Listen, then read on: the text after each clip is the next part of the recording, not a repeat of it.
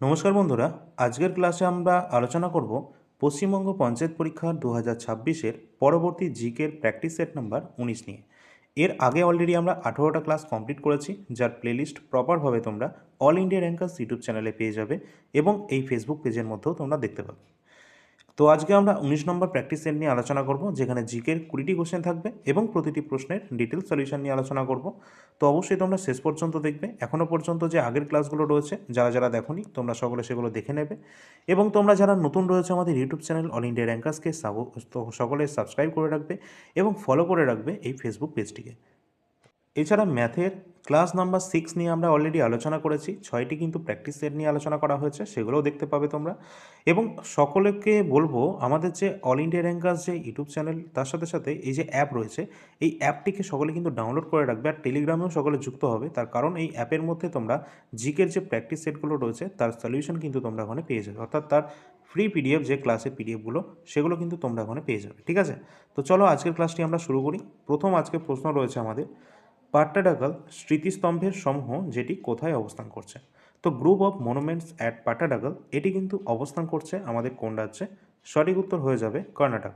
কর্ণাটক রাজ্যে এটি অবস্থান করছে, এবং মনে রাখতে হবে এটি কিন্তু আমাদের ইউনেস্কো ওয়ার্ল্ড হেরিটেজ সাইটের অন্তর্ভুক্ত কিন্তু রয়েছে। এটি দক্ষিণ ভারতের কর্ণাটক রাজ্যে অবস্থান করছে। পাট্টাডাকল যেটা মধ্যযুগীয় ভারতের চালুক্য রাজবংশের রাজধানী ছিল এটি, এবং এটি ইউনেস্কো ওয়ার্ল্ড হেরিটেজ সাইটের অন্তর্ভুক্ত হয়েছে, এবং এখানে 10টি প্রধান মন্দিরের একটি গোষ্ঠী কিন্তু রয়েছে। এই স্মৃতিস্তম্ভগুলি চালুক্য রাজাদের দ্বারা নির্মিত হয়েছিল, এবং যার মধ্যে বিরূপাক্ষ যে মন্দির সব থেকে বেশি পরিমাণে বিখ্যাত রয়েছে, সেটা এখানেই কিন্তু রয়েছে। পরের যে প্রশ্ন রয়েছে, ভারতীয় সংবিধানে কোন তপশিল অর্থাৎ কোন শিডিউলে কেন্দ্রীয় তালিকা অর্থাৎ ইউনিয়ন লিস্টের সাথে সম্পর্কিত বিধান রয়েছে? এটা ভারতের সংবিধানের কোন শিডিউলে রয়েছে, কোন তপশিলে রয়েছে? তো সঠিক উত্তর আমাদের কিন্তু হয়ে যাবে সপ্তম তপশিল, যেখানে বর্ণিত রয়েছে কেন্দ্রীয় তালিকা অর্থাৎ ইউনিয়ন লিস্ট সম্পর্কে। এখান থেকে আমাদের দেখে রাখতে হবে আমাদের ভারতের সংবিধানের যে সপ্তম শিডিউল বা সপ্তম তপশিল রয়েছে, যেখানে কিন্তু কেন্দ্রীয় তালিকা, রাজ্য তালিকা এবং যুগ্ম তালিকা নিয়ে কিন্তু বলা আছে।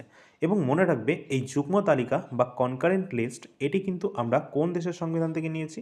এটি আমরা কিন্তু নিয়েছি অস্ট্রেলিয়ার সংবিধান থেকে।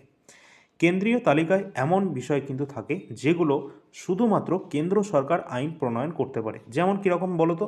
যেমন দেশ রক্ষা, দেশ রক্ষার ক্ষেত্রে যে ডিফেন্স ফোর্স রয়েছে, যে কোনো বৈদেশিক বিষয় রয়েছে, রেলওয়ে রয়েছে, এগুলি কিন্তু হচ্ছে শুধুমাত্র কেন্দ্র সরকার এই বিষয়ে আইন কানুন লাগু করতে পারে। কিন্তু এমনও কিছু রয়েছে সেগুলো রাজ্য তালিকার মধ্যে অন্তর্ভুক্ত রয়েছে, যেমন আমাদের হসপিটালিটি হতে পারে, আমাদের শিক্ষা হতে পারে, ঠিক আছে, এই সমস্ত বিষয় যেগুলো কেন্দ্র রাজ্য দুজনেই কিন্তু এগুলো চালাতে পারে, সেই বিষয়ে আইন প্রণয়ন করতে পারে। পরবর্তী পয়েন্টে রয়েছে কেন্দ্রীয় তালিকা সংবিধানের চতুর্থ তপশিল রাজ্যসভায় বিভিন্ন রাজ্য এবং কেন্দ্রশাসিত অঞ্চলের আসন বন্টন নিয়ে আলোচনা করা রয়েছে, এটা চতুর্থ তপশিলে কিন্তু বর্ণিত রয়েছে। তাছাড়া আমাদের সংবিধানের যে 9 শিডিউল রয়েছে, সেখানে ভূমি সংস্কার এবং জমিদারি প্রথা বিলোপ সম্পর্কিত আইন নিয়ে বলা আছে। এবং দশম যে তপশিল রয়েছে, ইম্পর্টেন্ট, অনেকবার পরীক্ষা এসেছে, 10th শিডিউলে অ্যান্টি ডিফেকশন ল অর্থাৎ দলত্যাগ বিরোধী আইনের সাথে এটা সম্পর্কিত রয়েছে, যেটা 1985 সালের 52 নম্বর যে অ্যামেন্ডমেন্ট অ্যাক্ট করানো হয়েছিল, যার মাধ্যমে দশম তপশিলকে যুক্ত করা হচ্ছে, অ্যান্টি ডিফেকশন ল। পরের প্রশ্ন রয়েছে, দেখো, ভারতীয় সংবিধানের কোন অংশে যুক্তরাষ্ট্রীয় শাসন বিভাগ অর্থাৎ ফেডারেল এক্সিকিউটিভের বিধান এটি রয়েছে? এটা কত নম্বর পার্টে রয়েছে? তো সঠিক উত্তর হয়ে যাবে এই যে ফেডারেল এক্সিকিউটিভ, যেটি কিন্তু আমাদের পার্ট 5-এর অন্তর্গত রয়েছে। এবং এই সম্পর্কে তো তোমরা দেখে রাখবে যে সংবিধানের পার্ট 5-এ কেন্দ্রীয় শাসন বিভাগ অর্থাৎ ইউনিয়ন এক্সিকিউটিভ সম্পর্কে বলা হয়েছে, যেটা আর্টিকেল নাম্বার 52 থেকে 78-এর মধ্যে পড়ছে। এই শাসন বিভাগের মধ্যে রয়েছেন ভারতের রাষ্ট্রপতি, অত্যন্ত ইম্পর্ট্যান্ট রয়েছে, ভারতের রাষ্ট্রপতি রয়েছেন, উপরাষ্ট্রপতি রয়েছেন, এবং প্রধানমন্ত্রী, তার মন্ত্রী পরিষদ, এবং অ্যাটর্নি জেনারেল, যেটা highest law officer of our India. এবং এর সাথে দেখে রাখবে এই সংবিধানের তৃতীয় অংশ, যেটা পার্ট 3, সেখানে নাগরিকদের জন্য মৌলিক অধিকারের কথা বর্ণিত রয়েছে। আমাদের ভারতীয় নাগরিক হিসাবে আমরা যে অধিকার পাই, এবং সেটি হচ্ছে আমাদের মৌলিক অধিকার, ফান্ডামেন্টাল রাইট, যেটা পার্ট নাম্বার 3 এর মধ্যে রয়েছে। এবং যদি বলা হয় এটা কত নম্বর পার্টের কত নম্বর আর্টিকেলে রয়েছে, সেটা কত নম্বর আর্টিকেলের মধ্যে পড়ছে, আমাদের এটি শুরু হচ্ছে 12 থেকে আমাদের 35 পর্যন্ত যে আর্টিকেল রয়েছে তার মধ্যে এটি কিন্তু পড়ছে। পরবর্তী পার্ট 4 যেটা রয়েছে সেখানে কিন্তু রাষ্ট্র পরিচালনার জন্য নির্দেশমূলক নীতি, যেটাকে আমরা ডিপিএসপি বলে থাকি, directive principal of state policy, এমন কিছু পলিসি যেটা প্রয়োগ করলে রাষ্ট্র একটা কল্যাণকারী রাষ্ট্রে পরিণত হতে পারে, সেগুলো কিন্তু আমরা আয়ারল্যান্ডের সংবিধান থেকে নিয়েছি এই ডিপিএসপিকে, যেটা সংবিধানের পার্ট 4-এ কিন্তু রয়েছে। পরবর্তী পার্ট 6-এ যেটা রয়েছে সেখানে বলা আছে রাজ্যের শাসন বিভাগ সম্পর্কে আলোচনা করা আছে পার্ট নাম্বার 6-এ। তো ক্লিয়ার হলো এটুকু। পরবর্তী আমাদের যে প্রশ্ন রয়েছে দেখো, মুঘল সম্রাট হুমায়ুনের লাইব্রেরি দেখার জন্য আপনি ভারতের নিচের কোন স্থানটি পরিদর্শন করবেন? তো এখানে এমনভাবে কোশ্চেনটা সাজানো হয়েছে, ভালো করে দেখো একটু। মুঘল সম্রাট হুমায়ুনের লাইব্রেরি দেখার জন্য আপনি ভারতের নিচের কোন স্থানটিকে পরিদর্শন করতে চান? এই কোশ্চেনটা কোনো একটা এক্সামে আসা কোশ্চেন, ঠিক আছে? তো এইভাবেই কিন্তু প্রশ্নটা একটু ঘুরিয়ে জিজ্ঞাসা করা হয়েছিল। সুতরাং এই যে হুমায়ুনের যে লাইব্রেরি, সেটা কিন্তু অবস্থানটা করছে ঠিক কোন জায়গায়? তো সঠিক উত্তর হয়ে যাবে নয়াদিল্লি। অপশান নাম্বার এ আমাদের সঠিক উত্তর হবে। এই সম্পর্কিত আমরা একটু দেখে নেব তথ্য। যেমন মুঘল সম্রাট হুমায়ুন তার লাইব্রেরি হিসেবে শের মন্ডল নামের ভবনটি ব্যবহার করতেন, যা দিনপানা নামে পরিচিত রয়েছে। দিনপানা সিটি, এটাও কিন্তু তিনি এস্টাবলিশ করেছেন। তার সাথে এটা দেখে রাখতে হবে, এটি দিল্লির পুরনো কেল্লা, যেটা ওল্ড ফোর্ট যেটা ছিল, সেই কমপ্লেক্সেই এটা অবস্থান করছে। পরবর্তী রয়েছে, এই ঐতিহাসিক ভবনটি নির্মাণ করেছিলেন আফগান শাসক শের শাহ সুরি। কে তৈরি করেছিলেন? শের শাহ সুরি দ্বারা এটা নির্মাণ করা হয়েছিল। এবং 1556 সালের 24 জানুয়ারি এই দিনটি অত্যন্ত গুরুত্বপূর্ণ, কারণ এই দিনেই কিন্তু এই লাইব্রেরি থেকে সিঁড়ি থেকে পড়ে গিয়েই হুমায়ুনের কিন্তু মর্মান্তিক সেই মৃত্যু হয়েছিল 1556 সালের 24 জানুয়ারি। ঠিক আছে, পরীক্ষায় প্রশ্ন আসে কোন মুঘল সম্রাট লাইব্রেরির গ্রন্থাগারের সিঁড়ি থেকে পড়ে মারা যান? তিনি হচ্ছেন এই হুমায়ুন। ঠিক আছে, চলো পরের প্রশ্নটা আমাদের রয়েছে, পরের পয়েন্ট।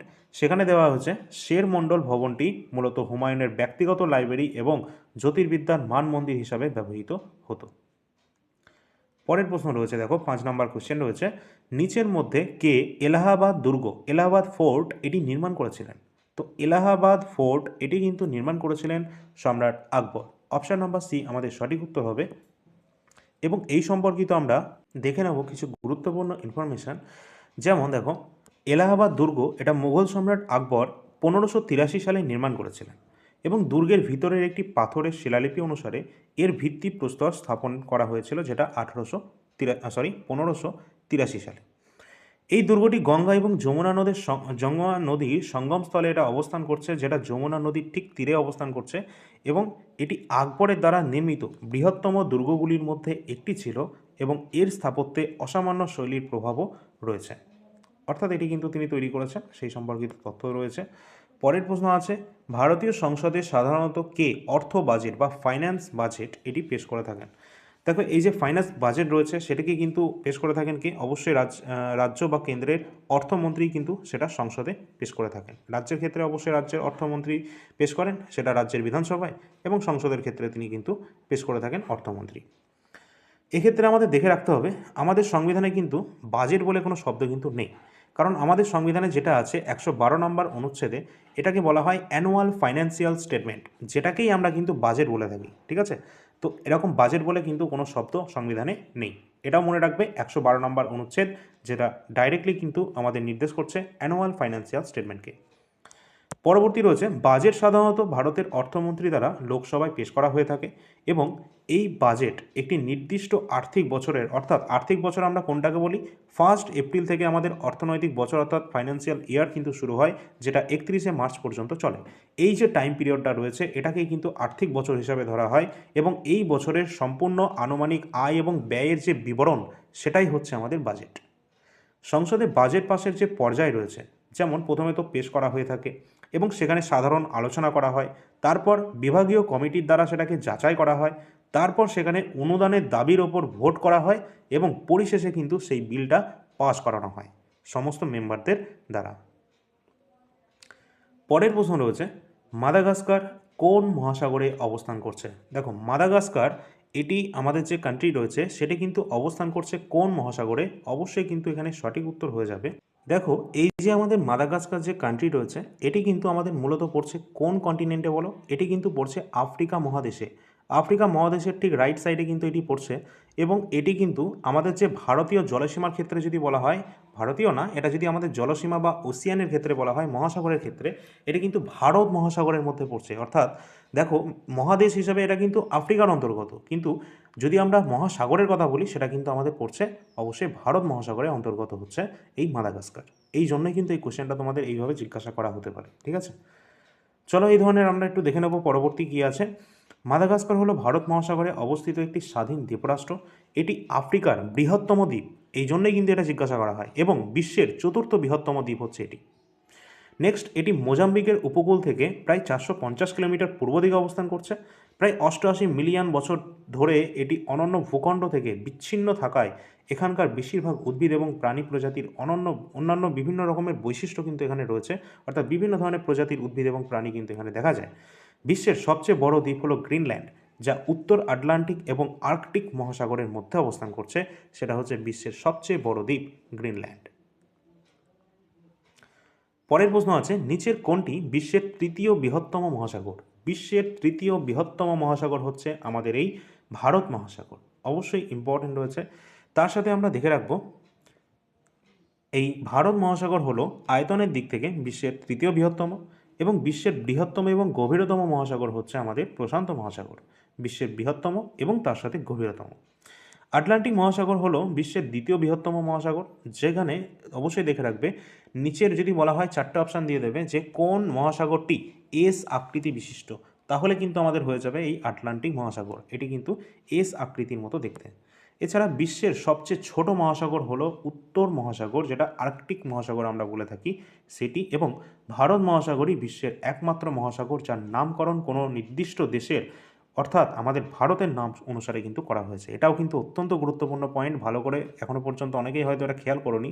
ভারত মহাসাগর যেটা কিন্তু আমাদের ভারতের নাম অনুসারে কিন্তু এটা করা হয়েছে, যেটা কিন্তু পৃথিবীর তথা বিশ্বের একমাত্র মহাসাগর হচ্ছে এই ভারত মহাসাগর। চলো পরের প্রশ্ন আমরা দেখব, ভারতের শীতের মাসগুলিতে আবহাওয়া ড্যাশ থেকে ভূপৃষ্ঠের চাপের বন্টন দ্বারা প্রভাবিত হয়ে থাকে। এখানে কি বলা হয়েছে, এখানে ভারতের শীতের মাসগুলোতে অর্থাৎ শীতকালের দিকে যে আবহাওয়া সেটা ড্যাশ থেকে ভূপৃষ্ঠের চাপের বন্টন দ্বারা প্রভাবিত হয়। অবশ্যই কিন্তু এক্ষেত্রে সঠিক উত্তর হবে মধ্য এবং পশ্চিম এশিয়ার থেকে ভূপৃষ্ঠের চাপে এটা কিন্তু বন্টন হয় বা প্রভাবিত হয়ে থাকে। এখানে একটু খেয়াল করবে, তার কারণ হচ্ছে এই যে আমাদের ভারতে এটা শীতকালের মাসগুলোতে এটা কেন হচ্ছে, তার প্রধান কারণই হচ্ছে আমাদের এই পশ্চিমী ঝঞ্ঝা, এবং এই পশ্চিমী ঝঞ্ঝারও একটা কারণ রয়েছে, সেটা হচ্ছে এই মধ্য এবং পশ্চিম এশিয়া থেকে তথা আমাদের যে ভূমধ্য সাগর রয়েছে সেখান থেকে যে বায়ুটা আসছে, যার জন্য পশ্চিমী ঝঞ্ঝার যে জিনিসটা ঘটছে, তো সেটাই কিন্তু আমাদের এই সমস্ত শীতকালের সময় কিন্তু আবহাওয়াটাকে প্রভাবিত করছে। ঠিক আছে, এটাই মূলত এর প্রধান কারণ রয়েছে। পরবর্তী আমরা এখানে দেখে নেব, ভারতের শীতকালীন আবহাওয়া মূলত মধ্য এবং পশ্চিম এশিয়ার উচ্চচাপ বলয়ের দ্বারা গভীরভাবে প্রভাবিত হয়, এবং শীতকালে হিমালয়ের যে উত্তরাংশ যেটা তিব্বত মালভূমি অঞ্চলটা পড়ছে, এখানে একটি শক্তিশালী উচ্চচাপ কেন্দ্রেরও সৃষ্টি হয়ে থাকে, এবং এই উচ্চচাপ অঞ্চল থেকে শীতল এবং শুষ্ক বাতাস দক্ষিণ দিকে ভারতের দিকে কিন্তু প্রভাবিত হতে শুরু করে। এছাড়া এখানে কিন্তু দেখে রাখতে হবে এই যে পশ্চিমী ঝঞ্ঝা, যেটা শীতকালে ভূমধ্যসাগরীয় অঞ্চল থেকে উদ্ভূত হয়ে উত্তর পশ্চিম ভারতে বৃষ্টিপাত এবং হিমালয়ে কিন্তু তুষারপাত ঘটিয়ে থাকে এই পশ্চিমী ঝঞ্ঝা। পরবর্তী রয়েছে এই পশ্চিমী ঝঞ্ঝার ফলে আবহাওয়া অর্থাৎ এখানে হাওয়া এবং বৃষ্টিপাত ভারতের যে রবি শস্য যেটা রয়েছে, যেমন রবি শস্য আমাদের গম রয়েছে, জব রয়েছে, এগুলো চাষের ক্ষেত্রে অত্যন্ত উপকারী হয়ে থাকে এই ধরনের পশ্চিমী ঝঞ্ঝার ফলে যে বৃষ্টিপাত হয়ে থাকে সেটি, অর্থাৎ ডাইরেক্টলি এটা আমাদের রবি শস্যকে প্রভাবিত করতে পারে। পরের প্রশ্ন রয়েছে, national stock exchange of India এটি প্রতিষ্ঠিত হয়েছে কবে? তো ন্যাশনাল স্টক এক্সচেঞ্জ এটি কিন্তু প্রতিষ্ঠিত হয়েছিল 1992 সালে। অপশান নাম্বার ডি আমাদের সঠিক উত্তর হবে। আমাদের যে স্টক মার্কেট রয়েছে তার মধ্যে যে দুটো বডি হচ্ছে, একটা এনএসই এবং বিএসই, এই দুটোই কিন্তু রেগুলেট করে থাকে কে? অবশ্যই SEBI, Securities and Exchange Board of India, SEBI. তো এই সম্পর্কিত আমাদের কি রয়েছে দেখো, এই যে ন্যাশনাল স্টক এক্সচেঞ্জ রয়েছে 1992 সালে এটি কিন্তু প্রতিষ্ঠিত হয়েছিল, এবং এটি ভারতের প্রথম স্টক এক্সচেঞ্জ যা সম্পূর্ণ কম্পিউটারাইজড ইলেকট্রনিক্স যে ট্রেডিং যে সিস্টেম সেটাকে কিন্তু চালু করা হয়েছিল। অবশ্যই কিন্তু ইম্পর্টেন্ট রয়েছে, সেটা হচ্ছে ন্যাশনাল স্টক এক্সচেঞ্জ। নেক্সট, এটি সিকিউরিটিজ কন্ডাক্ট রেগুলেশন অ্যাক্ট যেটা 1956 এর অধীনে কিন্তু সেবি দ্বারা এটা স্বীকৃতি পেয়েছে। তার সাথে 1992 সালে এটা প্রতিষ্ঠিত হয়েছিল, কিন্তু আনুষ্ঠানিকভাবে এর কার্যকরী কাজ কিন্তু এর শুরু হয়েছিল যেটা 1994 সাল থেকে, ঠিক 2 বছর পর। এবং ন্যাশনাল স্টক এক্সচেঞ্জের যে বেঞ্চমার্ক সূচক সেটা নিফটি 50, যা 50টি বৃহত্তম কোম্পানির যে শেয়ারের অবস্থান নির্দেশ করে থাকে। অত্যন্ত গুরুত্বপূর্ণ রয়েছে এই পয়েন্টটিও। নেক্সট কোয়েশ্চেন রয়েছে, দেখো পরের প্রশ্নে যাওয়ার আগে অবশ্যই তোমাদেরকে বলবো আমাদের যে অ্যাপটি রয়েছে অল ইন্ডিয়া র্যাঙ্কার, সেটিকে সকলে ডাউনলোড করে রাখবে। এবং এই অ্যাপের মধ্যে কিন্তু দুটি সেকশন রয়েছে যেটা এখনও পর্যন্ত ভ্যালিড, সেটা হচ্ছে আমাদের পেইড পিডিএফ এবং ফ্রি পিডিএফ। এই ফ্রি পিডিএফের মধ্যে তোমরা ক্লাসের যে কন্টেন্ট, যেগুলো জিকে ক্লাসের যে পিডিএফ রয়েছে ক্লাসের, সেগুলো তোমরা পেয়ে যাবে। এবং পেইড পিডিএফ সেকশানে তোমাদের আপকামিং এক্সামের জন্য ইম্পর্টেন্ট কিছু স্টাডি মেটেরিয়ালস রয়েছে। তাছাড়াও পঞ্চায়েত পরীক্ষার জন্য তোমাদের কিছু ব্যাচ হিসেবে তোমাদের দেওয়া হবে, সেটা পেইড ব্যাচে কিন্তু তোমরা পাবে পরবর্তীতে। সেটা তোমাদের পরবর্তীকালে আমরা টেলিগ্রাম চ্যানেলে জানিয়ে দেবো, টেলিগ্রামের লিঙ্কও ডিসক্রিপশানে রয়েছে, সকলে সেটা যুক্ত থাকবে সেখানে। এখানে ইতিমধ্যে ভারতের সংবিধান, ভারতের ইতিহাস এবং স্ট্যাটিক জিকে কিন্তু 120টার ওপর টপিক রয়েছে। এই প্রতিটি কিন্তু আপকামিং প্রতিটি এক্সামের জন্য ইম্পর্টেন্ট রয়েছে। সুতরাং তোমরা সকলে এগুলো নিয়ে পড়তে থাকলে অনেকটাই কিন্তু এগিয়ে থাকবে, ঠিক আছে? তো চলো আমরা দেখে নিই। এখানে কিন্তু আরও কিছু রয়েছে, যেমন আমাদের রেলওয়ে, গ্রুপ ডি, জিকে এবং সায়েন্স রয়েছে। তার সাথে কারেন্ট অ্যাফেয়ার্স প্রতি মাসের রয়েছে অ্যাভেলেবেল। এখানে গ্রুপ ডির জন্য সবথেকে বেশি ইম্পর্টেন্ট হচ্ছে এই সায়েন্স এবং কারেন্ট অ্যাফেয়ার্স, এই দুটোই ইম্পর্টেন্ট হচ্ছে আমাদের গ্রুপ ডির জন্য। এবং এই যে কারেন্ট অ্যাফেয়ার্সগুলো রয়েছে প্রতি মাসের, এগুলো কিন্তু আমাদের সামনের পঞ্চায়েত পরীক্ষার জন্য কিন্তু ইম্পর্টেন্ট, কারণ পঞ্চায়েত পিএসসি নেবে, আর পিএসসি নিক বা যেই নিক, এর আগেও কিন্তু আমরা দেখেছি প্রিভিয়াস ইয়ারে কিন্তু কারেন্ট অ্যাফেয়ার্সের উপর জোর দেওয়া হয়েছিল পঞ্চায়েতের এক্সামে। সুতরাং এবার তো কেউ হালকাভাবে এটাকে নেবেই না, কারণ পিএসসি যেহেতু কোশ্চেন করবে, কোশ্চেনের স্ট্যান্ডার্ড কিন্তু ভালোই হবে। এছাড়া কিন্তু এনটিপিসির সমস্ত বিগত বছরের প্রশ্ন উত্তর 2020-21 থেকে 2026 পর্যন্ত, এমনকি এনটিপিসি আন্ডার গ্র্যাজুয়েট 2026-এর যে এক্সামটি কমপ্লিট হয়েছে সেটারও কিন্তু জিকে সেকশনগুলো আমরা কিন্তু দিয়ে রেখেছি সাবজেক্ট ওয়াইজ। তোমাদের যাদের প্রয়োজন রয়েছে প্রিভিয়াস ইয়ার, তোমরা এখান থেকে নিয়ে নিতে পারবে। চলো আমরা পরবর্তী প্রশ্ন দেখি। দেখো, ভারতের সিকিউরিটিজ অ্যান্ড এক্সচেঞ্জ বোর্ড, যেটা সেবি রয়েছে, এটি কবে অবিধিবদ্ধ সংস্থা অর্থাৎ নন স্ট্যাচুটরি বডি রয়েছে, এটি কবে প্রতিষ্ঠিত হয়েছিল এই সেবি? তো সেবি কিন্তু প্রতিষ্ঠিত হয়েছিল 1988 সালে, অবশ্যই ইম্পর্টেন্ট রয়েছে, যার সদর দপ্তর কিন্তু মহারাষ্ট্রের মুম্বাইতে অবস্থান করছে। এবং এটি কিন্তু আমাদের রয়েছে অবিধিবদ্ধ সংস্থা, ঠিক আছে, যেটা হচ্ছে নন স্ট্যাচুটরি বডি। পরবর্তীকালে 12ই এপ্রিল 1992 সালে সেবি অ্যাক্ট 1992 পাসের মাধ্যমে এটিকে স্ট্যাচুটরি বডি হিসাবে কিন্তু তার ক্ষমতা দেওয়া হয়। এবং এর হেডকোয়ার্টার বা সদর দপ্তর, যেটা মহারাষ্ট্রের মুম্বাই শহরেই অবস্থান করছে। আর যদি বলা হয় সেবির প্রধান কাজ কি, না সেবির যার প্রধান কাজই হচ্ছে শেয়ার বাজারের, শেয়ার যে বাজার রয়েছে সেখানকার বিনিয়োগকারীদের স্বার্থ রক্ষা, সিকিউরিটিজ মার্কেটের নিয়ন্ত্রণ এবং বিকাশ সাধন করা, এবং সমস্ত জিনিসগুলোকে দেখাশোনা করা, এটাই হচ্ছে সেবির প্রধান কাজ। এবং ভারতের শেয়ার বাজার এবং মিউচুয়াল ফান্ডের সম্পূর্ণ সেবি দ্বারা নিয়ন্ত্রিত, অবশ্যই সেটাও কিন্তু তোমরা দেখে রাখবে। পরের প্রশ্ন, সোনালী বিপ্লব বা গোল্ডেন রেভলিউশন, এটির সাথে সম্পর্কিত রয়েছে কোন ক্ষেত্রটি? নিচের কোন ক্ষেত্র এই গোল্ডেন রেভলিউশনের সাথে সম্পর্কিত? অবশ্যই সঠিক উত্তর হবে অপশান নাম্বার সি, তৈলবীজের সাথে সম্পর্কিত রয়েছে। এবং এই সম্পর্কিত আমাদের যেগুলো পরীক্ষায় আসে, যেমন রয়েছে ভারতে 1991 থেকে 2003 সাল পর্যন্ত সময়কালকে সোনালী বিপ্লব বা গোল্ডেন রেভলিউশন এর সময়কাল বলা হচ্ছে। এটি মূলত ফল এবং উদ্যান পালন, তার সাথে মধু উৎপাদনের সাথে ব্যাপকভাবে এটা সম্পর্কিত রয়েছে। এবং এখানে দেখে রাখবে যে এই যে সোনালী বিপ্লব, যার জনক কিন্তু বলা হয় নির্পাক তুতেজ, তিনি কিন্তু রয়েছেন এই সোনালী বিপ্লবের জনক। তার সাথে আমাদের পরীক্ষায় চলে আসে শ্বেত বিপ্লবের সাথে সম্পর্কিত। দেখো অপারেশন ফ্ল্যাট যে প্রকল্প যেটি রয়েছে, এটাও কিন্তু আমাদের শ্বেত বিপ্লবের সাথেই সম্পর্কিত, যেখানে দুগ্ধ উৎপাদনের সাথে সবথেকে ডাইরেক্ট এখানে কিন্তু মানে গুরুত্ব আরোপ করা হয়েছিল। এবং নীল বিপ্লব, যেটা কিন্তু যুক্ত হচ্ছে আমাদের মাছ উৎপাদনের সাথে। এবং সবুজ বিপ্লব, যেটা আমাদের খাদ্যশস্য উৎপাদনের সাথে সম্পর্কিত রয়েছে। নেক্সট, উদ্যান পালন কৃষি একটি গুরুত্বপূর্ণ শাখা, যা গ্রামীণ অর্থনীতিকে শক্তিশালী করতে বড় ভূমিকা কিন্তু পালন করে থাকে। পরের প্রশ্ন রয়েছে, আয়নিক যে যৌগ রয়েছে, যেমন MgCl2, এর রাসায়নিক নাম কি রয়েছে? তো MgCl2 যার রাসায়নিক নাম অর্থাৎ কেমিক্যাল যে নেম রয়েছে, যেটা হয়ে যাবে আমাদের magnesium chloride. Option number D সঠিক উত্তর হয়ে যাবে। পরের প্রশ্ন রয়েছে, ডিএনএ এর সম্পূর্ণ রূপ হলো নিচের কোনটি? তো ডিএনএর যে ফুল ফর্ম রয়েছে সেটি deoxyribo nucleic acid. Option number D আমাদের সঠিক উত্তর হয়ে যাবে। এবং মনে রাখবে যে এই ডিএনএর যে সম্পূর্ণ নাম সেটা আমরা এখানে দেখে নেব, যে ডিঅক্সিরাইবো নিউক্লিক অ্যাসিড, যা জীবের জিনগত উপাদান বহন করতে থাকে। জীবের যে কোনো জীবের জিনগত যে উপাদান সেটা আমরা ডিএনএ থেকেই পাই।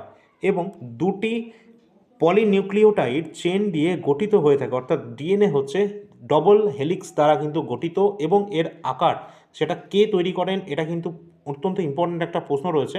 সেটা কিন্তু তোমরা দেখতে পাচ্ছ 1869 সালের সুইস চিকিৎসক ফ্রেডরিক মিশার, তিনি কিন্তু ডিএনএ আবিষ্কারের জন্য তিনি কিন্তু বিখ্যাত ছিলেন। এবং 1953 সালে জেমস ওয়াটস জেমস ওয়াটসন এবং ক্রিক, এই দুজন ব্যক্তি যারা কিন্তু এই পেঁচানো যে দ্বিতন্ত্রী বিশিষ্ট যে ডবল হেলিক্সের গঠন, সেটাই কিন্তু আবিষ্কার করেছিলেন ডিএনএর ক্ষেত্রে 1953 সালে ওয়াটসন এবং ক্রিক। ডাইরেক্ট কিন্তু আমাদের কোশ্চেন কিন্তু এখান থেকে চলে আসে, ডিএনএর যে ডবল হেলিক্স বা দ্বিতন্ত্রী বিশিষ্ট যে গঠন, সেটা কিন্তু আবিষ্কার করেছিলেন 1953 সালের ওয়াটসন এবং ক্রিক। ঠিক আছে। ডিএনএতে 4টে নাইট্রোজেনাস যে বেস আর কি, সেটা কিন্তু থাকে। একটা হচ্ছে অ্যাডেনিন, গুয়ানিন, সাইটোসিন এবং থায়ামিন। অবশ্যই কিন্তু 4টেই মনে রাখবে, পরীক্ষার জন্য কিন্তু ইম্পর্টেন্ট আছে। পরীক্ষায় 4টে অপশান দিয়ে দেবে, বলবে এর মধ্যে কোনটা নেই। ঠিক আছে, এরকমই কোশ্চেন হয়। পরের প্রশ্ন, নিচের কোন জোড়াটি সঠিকভাবে মেলানো হয়নি? তো সঠিকভাবে মেলানো হয়নি কোনটা? প্রথমত অল্টার প্লাস ইতে কি এডিট অপশান? হ্যাঁ, অল্টার প্লাস ইতে এডিট অপশান হলে। তারপর alter plus shift plus D, এখানে ইনসার্ট দ্য কারেন্ট ডেট, হ্যাঁ এটাও কিন্তু একদম ঠিক আছে, ডি দিয়ে ডেট কিন্তু খুলে যায় alter plus shift plus D press করলে। তারপর রয়েছে দেখো কন্ট্রোল প্লাস কে, এটাই কিন্তু আমাদের কাট হয় না, কন্ট্রোল প্লাস এক্সে আমাদের কি হয়, কাট হয়, তাই তো। কন্ট্রোল প্লাস সিতে কপি হয়, কন্ট্রোল প্লাস ভিতে পেস্ট হয় এবং কন্ট্রোল প্লাস এতে আমাদের হয় সিলেক্ট অল। সুতরাং অপশান নাম্বার সি আমাদের সঠিক উত্তর হবে। এটা কিন্তু সঠিকভাবে মিলছে না। ঠিক আছে, এটা কন্ট্রোল প্লাস এক্স যদি হতো তাহলে কিন্তু এটা আমরা কাট করতে পারতাম।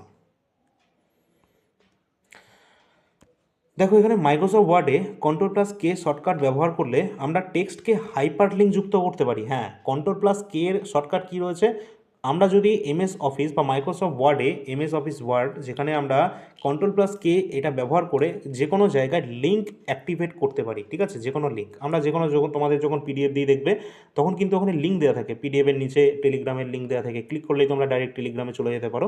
ওটা কিন্তু এই হাইপার লিঙ্ক অর্থাৎ কন্ট্রোল প্লাস কে এর মাধ্যমে শর্টকাট ব্যবহার করেই তৈরি করা হয়েছে। পরবর্তী কী আছে, কন্ট্রোল প্লাস এক্স, যেটার মাধ্যমে আমরা কাট করতে পারি। তারপরে আমাদের কন্ট্রোল প্লাস সি রয়েছে, যার মাধ্যমে আমরা কপি করছি, এবং কন্ট্রোল প্লাস ভি দিয়ে আমরা সেটাকে পেস্ট করে দিচ্ছি, যেটা আমরা কপি করেছিলাম।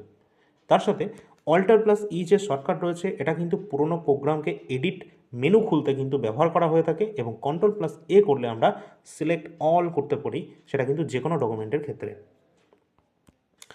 পরের প্রশ্ন রয়েছে, প্রথম বারকোড সিস্টেম কে তৈরি করেছিলেন? প্রথম বারকোড সিস্টেম তৈরি করেছিলেন Norman Joseph Woodland. Option number B আমাদের সঠিক উত্তর হয়ে যাবে। প্রথম বারকোড সিস্টেমটি 1948 সালে নরম্যান জোসেফ উডল্যান্ড তিনি কিন্তু এটি তৈরি করেন, এবং বার্নার্ড সিলভার যৌথভাবে এটি আবিষ্কার করেছিলেন। তাদের আবিষ্কৃত প্রথম বারকোডটির নকশা ছিল একটি বুলস আই, অর্থাৎ বুলস আই অর্থাৎ বৃত্তাকার লক্ষ্যের মতো এটাকে দেখাতো। এবং 1952 সালে তারা প্রথম যে বারকোড প্রযুক্তির প্রথম যে পেটেন্ট, এটাকে কিন্তু তিনি লাভ করেছিলেন তারা। যদি এগুলো আমাদের খুব একটা গুরুত্বপূর্ণ নয়, শুধু প্রথম লাইনটাই আমাদের গুরুত্বপূর্ণ রয়েছে। এরপর এটা দেখে রাখবে, বর্তমানে সবচেয়ে বেশি ব্যবহৃত যে লিনিয়ার বারকোড সিস্টেমটিকে, যেটা ইউপিসি, এটা ফুল ফর্মটা একটু দেখে রাখবে, ইউনিভার্সাল প্রোডাক্ট কোড, ইউপিসি এর ফুল ফর্ম আসতে পারে। এবং বারকোডের যে উন্নত সংস্করণ, সেটাকেই বলা হচ্ছে কিউআর কোড। এই যে বারকোড রয়েছে, সেটা আমরা কিউআর কোড ডাইরেক্ট স্ক্যান করছি, হয়ে যাচ্ছে।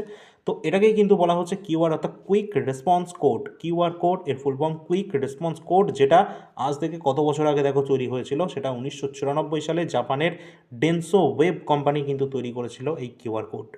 ঠিক আছে, তো চলো পরবর্তী আমাদের কি কোশ্চেন রয়েছে দেখো। ভারতের প্রথম পোস্ট অফিস এটিএম এটা কোন শহরে খোলা হয়েছে? প্রথম পোস্ট অফিস এটিএম যেটা প্রথম খোলা হয়েছে চেন্নাইতে। অপশান নাম্বার এ আমাদের সঠিক উত্তর হয়ে যাবে। প্রথম যে পোস্ট অফিস এটিএম পরিষেবা, এটা 25 জানুয়ারি 2014 সালে চেন্নাই, তামিলনাড়ুতে এটি কিন্তু চালু করা হয়েছিল, এবং ভারতীয় ডাক বিভাগ ইন্ডিয়ান পোস্ট তাদের কোর ব্যাংকিং সলিউশন প্রকল্পের অধীনে এটাকে কিন্তু গুরুত্বপূর্ণ পদক্ষেপ কিন্তু নিয়েছিল। তার সাথে 2014 সালের জুন মাসে ভারতে আরও 1000টি পোস্ট অফিসে এটিএম খোলার যে প্রস্তাব, সেটাকে কিন্তু দেওয়া হয়েছিল। ভারতের ডাক ব্যবস্থা বিশ্বের বৃহত্তম যে ডাক নেটওয়ার্ক, যা লর্ড ডালহৌসি নামে শুরু হয়েছিল, অর্থাৎ লর্ড ডালহৌসির আমলেই কিন্তু ইন্ডিয়ান পোস্ট এর কিন্তু যে ব্যবস্থা বা এর যে প্রযুক্তি, সেটা কিন্তু শুরু হয়েছিল 1854 সালে, এবং তার আধুনিক রূপ কিন্তু পেয়েছিল আমরা তার পরবর্তী সময় থেকে দেখেছি। এটিএমের সম্পূর্ণ রূপ কী রয়েছে? Automated teller machine. তোমরা মনে রাখবে কিন্তু প্রথমে যে আমরা যে কোশ্চেনটা কিন্তু করা হয়েছে, প্রথম এটিএম পরিষেবা কিন্তু চেন্নাইতে চালু হয়েছে, এটা কিন্তু আসতে পারে পরীক্ষায়, এবং যেটা 2014 সালে এটা কিন্তু চালু হয়েছে চেন্নাইতে। এটা অত্যন্ত ইম্পর্টেন্ট কোশ্চেন আছে, ঠিক আছে। আর এই এটিএম পরিষেবা দেখতে পাবে আগামী দিনে কিন্তু আমরা প্রতিটি পোস্ট অফিসে কিন্তু পেয়ে যাব। পরের প্রশ্ন রয়েছে, রাজস্থানের কোন লোকনৃত্যকে সাপেরা নৃত্য বলা হয়ে থাকে বা সাপেরা ড্যান্স নামেও এটাকে আমরা চিনি। দেখো এই যে কালবেলিয়া যে ড্যান্স রয়েছে এটা কিন্তু রাজস্থানে অত্যন্ত ফেমাস রয়েছে, যার জন্য অত্যন্ত জনপ্রিয় একজন ড্যান্সার রয়েছে, তিনি হচ্ছেন গোলাবো সাপেরা। এই গোলাবো সাপেরা তিনি কিন্তু কালবেলিয়া ড্যান্সের সাথে যুক্ত রয়েছেন, ঠিক আছে, যেটাকে আমরা সাপেরা ড্যান্স বা স্নেক ড্যান্স বলে থাকি। এখানে আমরা দেখতে পাচ্ছি রাজস্থানের কালবেলিয়া লোকনৃত্যকে সাপেরা নৃত্য বা সাপুরে নৃত্য বলা হয়ে থাকে।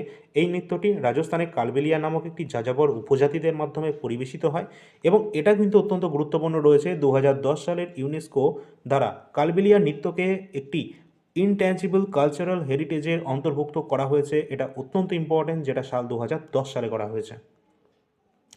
পরবর্তীকালে আমরা জানি যে এই যে ঘুমর রয়েছে সেটা কিন্তু রাজস্থানের আরেকটি অত্যন্ত বিখ্যাত লোকনৃত্যের মধ্যে পড়ছে, যেটা তাদের ভিল যে ট্রাইব রয়েছে তাদের মাধ্যমে কিন্তু এটা শুরু করা হয়েছিল, ওখানকার স্থানীয় ভিল ট্রাইবের মাধ্যমে। পরের যে প্রশ্ন রয়েছে, দেখো নেক্সট কোয়েশ্চেন রয়েছে, নিচের মধ্যে কাকে ঠুমরির রানী বা কুইন অফ ঠুমরি হিসাবে সম্মানিত করা হয়েছে? অত্যন্ত ইম্পর্টেন্ট, অনেকবার পরীক্ষায় এসেছে।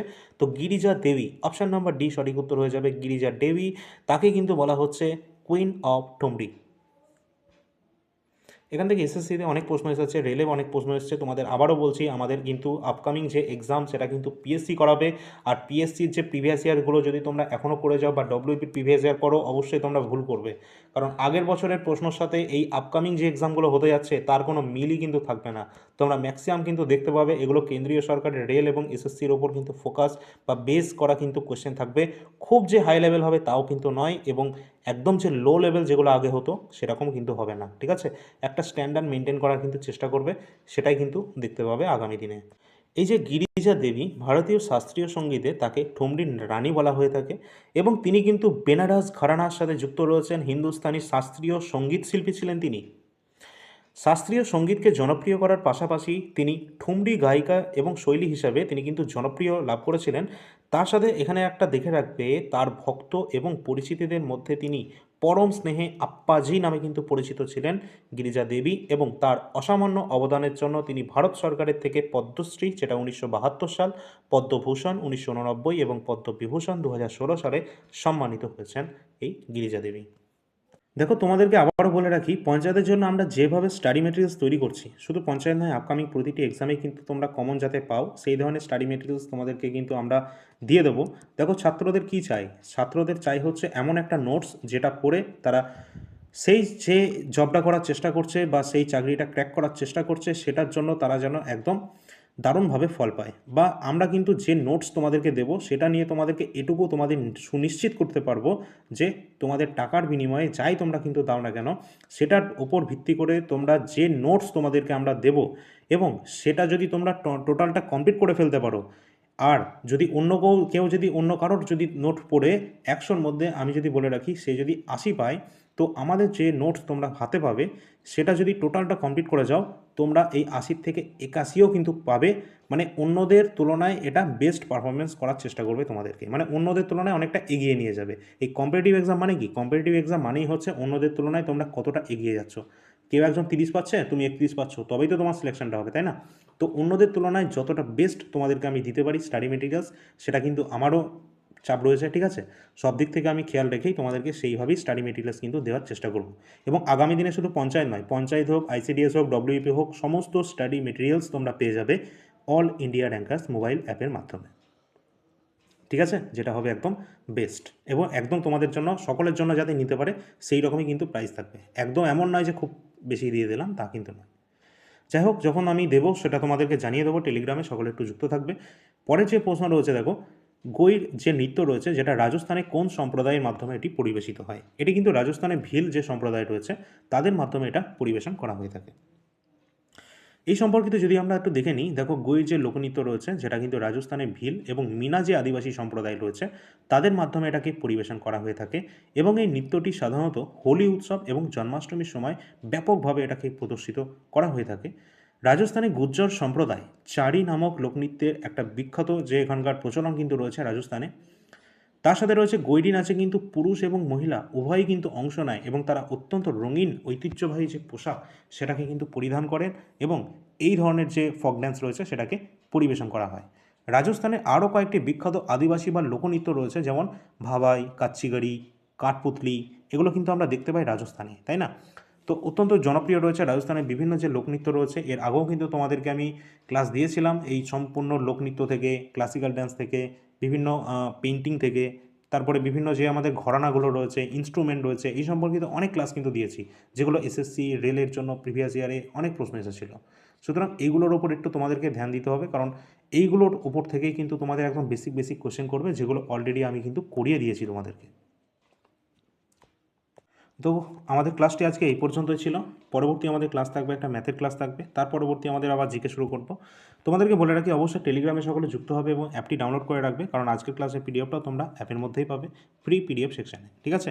এবং সকলে অবশ্যই যারা এনটিপিসির যারা পরীক্ষার্থী রয়েছে তাদের যে প্রিভিয়াস ইয়ার যেটা রয়েছে 2026 সালে যে এক্সামটা হয়েছে সেটাও কিন্তু আমরা দিয়ে দিয়েছি, এবং রেলওয়ে গ্রুপ ডির জন্য যদি তোমরা সব কমপ্লিট করে ফেলো তাহলে কিন্তু অবশ্যই এনটিপিসি আন্ডার গ্র্যাজুয়েট লেভেলের যে প্রশ্নগুলো হয়েছে 2026-এ একবার অবশ্যই কিন্তু তোমরা এগুলো দেখে যাবে। দেখো, এটা তোমরা দেখতে পাচ্ছ এনটিপিসি 2026-এ এই এক্সামটি হয়েছিল এবং তার জিকে কোশ্চেনের আমরা কিন্তু সুন্দরভাবে তোমাদের এখানে সাজিয়ে দিয়েছি একদম। যদি তোমাদের পিডিএফ নিতে সমস্যা হয়, এই যে হোয়াটসঅ্যাপ নাম্বার এখানে দেওয়া রয়েছে, এই নাম্বারে তোমরা যোগাযোগ করতে পারো। এখানে যে পিডিএফ রয়েছে সেটা কিন্তু আমরা সাবজেক্ট ওয়াইজ দিয়েছি এবং এখানে সমস্ত প্রশ্ন কিন্তু একদম সহজ থেকে কঠিনের দিকে আস্তে আস্তে তোমরা দেখতে পাবে, ঠিক আছে? সেইভাবেই এটাকে সাজানো রয়েছে। তো এখানে প্রাচীন ভারত, মধ্য ভারত, আধুনিক ভারত, এইভাবে আমরা প্রতি ইতিহাসের কোশ্চেনগুলোকে সাজিয়েছি।